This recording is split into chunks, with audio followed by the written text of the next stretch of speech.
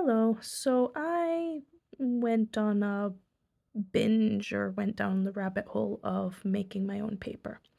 And once I had all that paper, I decided I would make it into some books. And I was inspired by a video that Treasure Books on YouTube, Natasha from Treasure Books, she did a bunch of stick bound books with an assortment of papers. And I thought, oh, why don't I make some of those with my paper? So here are the books rather, that I made with the paper. There's an assortment of paper inside, lots of different textures, but yeah, anyway, I'll show you.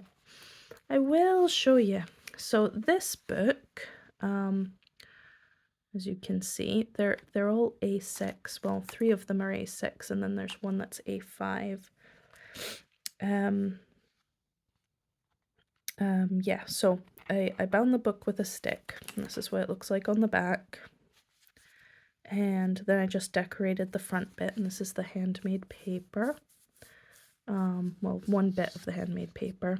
This embellishment is a leaf shape that is punched out of actual tree bark. So I don't know if you can see, but it's quite rough and very cool. Very, very cool. And there's just a little stone bead, a glass bead, little plastic bead here, and the little finishing touch I made to the cover is, look at this. That's a little ant sticker.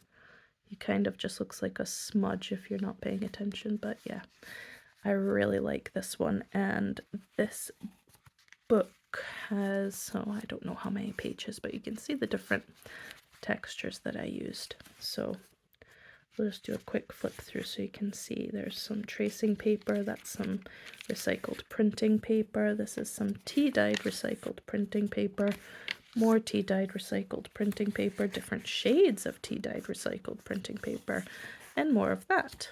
This is more handmade paper. I think that was bits of newspaper and printer paper, just a big mishmash. That's tea dyed. This is handmade paper that I so this was very, very white printer paper, whereas the recycled stuff is a bit more beige, so that's why it's so much brighter. But what I did was I emptied a peppermint tea bag into the mix. So all these little speckles and textures are actually dried peppermint leaves. And then you get the texture from the screen on the back, which is cool. So you kind of have a smoother side and a textured side. And here's more tea-dyed paper, and more tracing paper. And here's another bit of just random bits of newspaper in this one. Handmade paper. So yeah, making the handmade paper was quite an experience. I think I will be doing a lot of that. But I found that doing it in A6 was a heck of a lot easier than doing it in A5, and I don't think I even want to attempt to do it in A4. I think that would be very tricky indeed. And that's the end of the book. It's all very flexible, as you can see, because I used the handmade paper for the cover. It's something that you'd have to be gentle with, but it should hold up so long as it's not abused. Moving on. Now this is not my normal color scheme. I know I tend to be very much in the greens and the browns and the metallics. Well, there's still definitely some metallic here. But yeah, there's a reason why I went for pinks and purples in this one. And I will show you the reason, but first I will show you it's got a little dangle. All of the twigs I used were pruning cuts. Anyway, my plum tree needed pruned. Oh, that just tickles me. Anyway, I pruned my plum tree and I used the sticks from my plum tree to do this that I cut off. So yes, handmade paper again. This is recycled construction paper, and then this is a handmade paper that I bought years ago, and I drew this little illustration, and embellished it with metallic pen to make it a little flashy.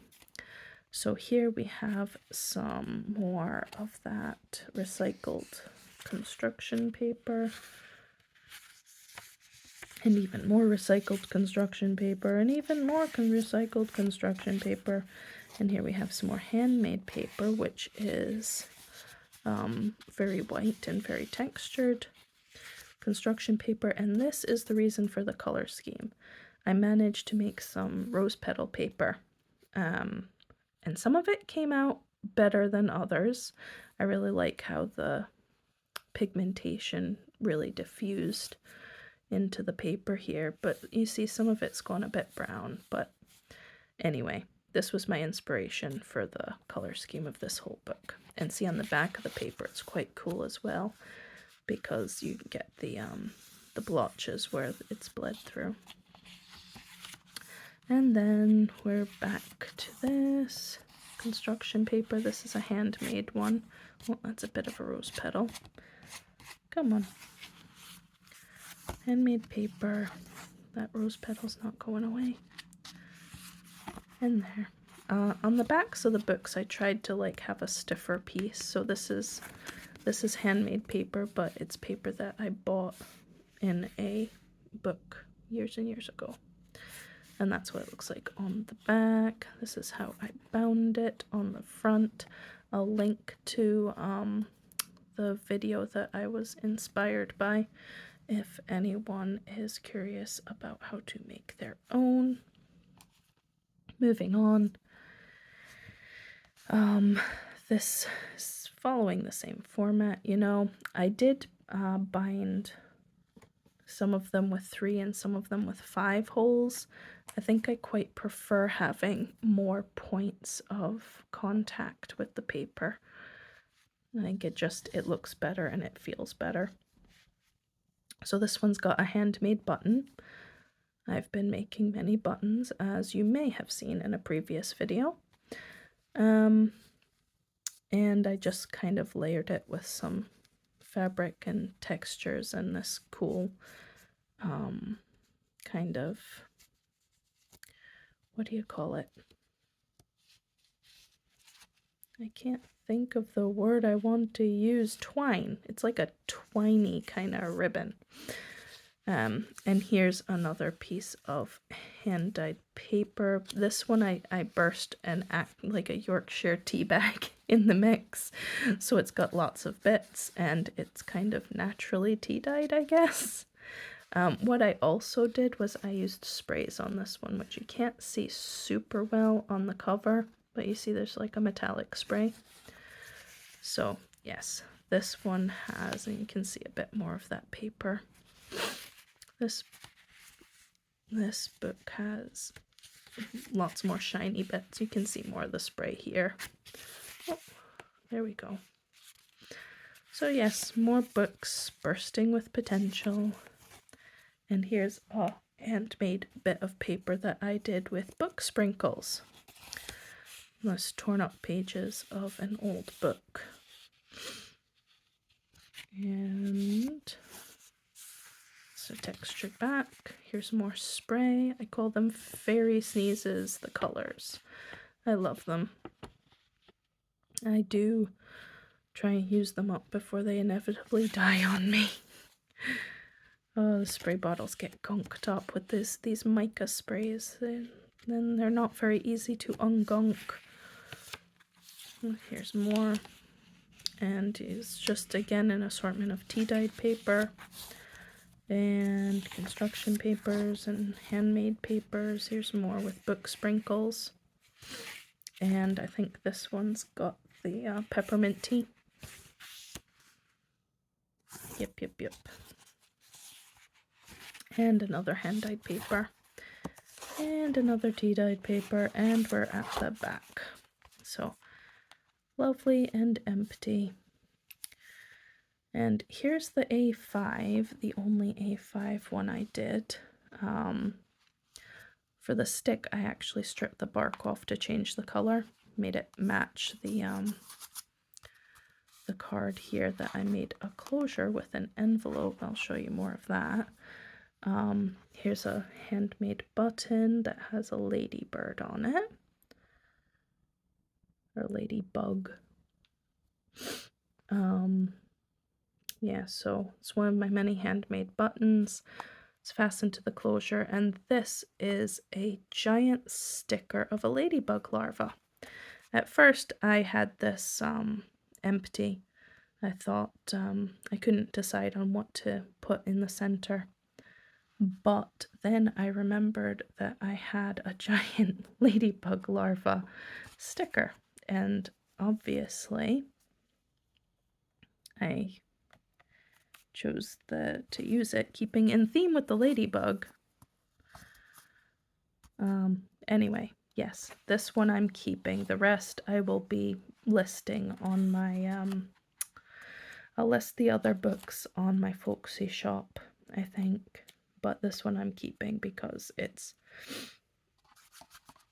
more personal and I like it, and to keep. Yes, I will use this. I don't know what I'm going to do with it, but I will use it.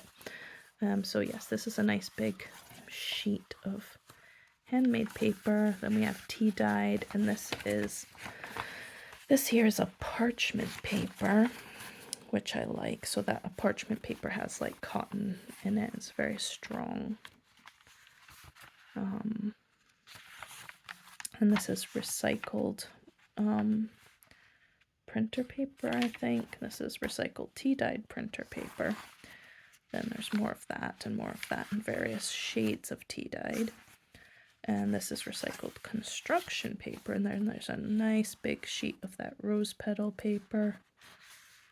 And there's the back of it, which is all blotchy and beautiful.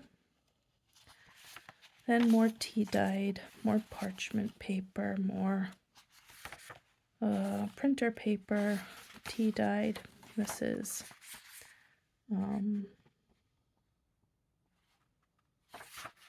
oh god, I'm tired. My brain is not working.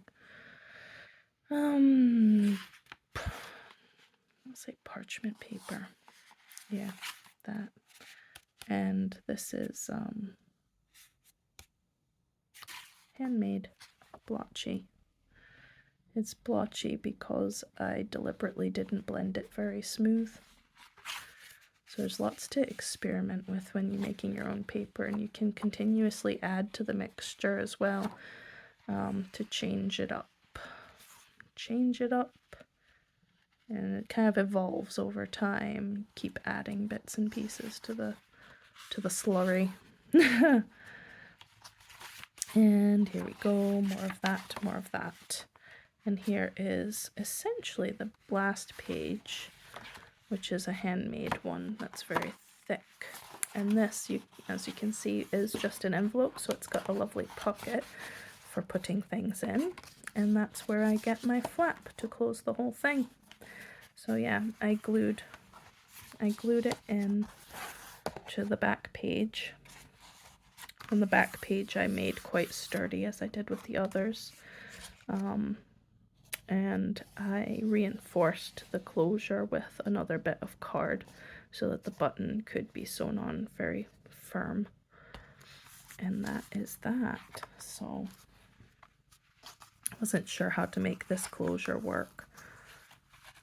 But if you do that around, then you go down here and down here and then around here, it is quite nice, isn't it? I quite like the lines going across. I don't know. It's a bit geometric, which isn't my usual. I tend to go more organic, but there's lots of soft edges, lots of texture, and lots of books. So many, many books. Making all the books. These will be on my folksy shop very soon. Very soon I'll put those on there. But it's going to be a job, and I'm so very tired. So we'll see how long that takes me. This one I'm keeping. But that's all I've got to show you today. I do have more videos to film, so I will get myself ready for that. And hopefully I won't disappear for another month and come back with a bunch of other stuff, though I probably will. I'm rambling. You would think I got absolutely no sleep last night, which wasn't the case. I got plenty of sleep last night. I'm just emotionally exhausted. Oh, the joys. Okay, well, I'll catch you soon, and I will show you more things should you wish to watch the things that I am showing you. Bye for now.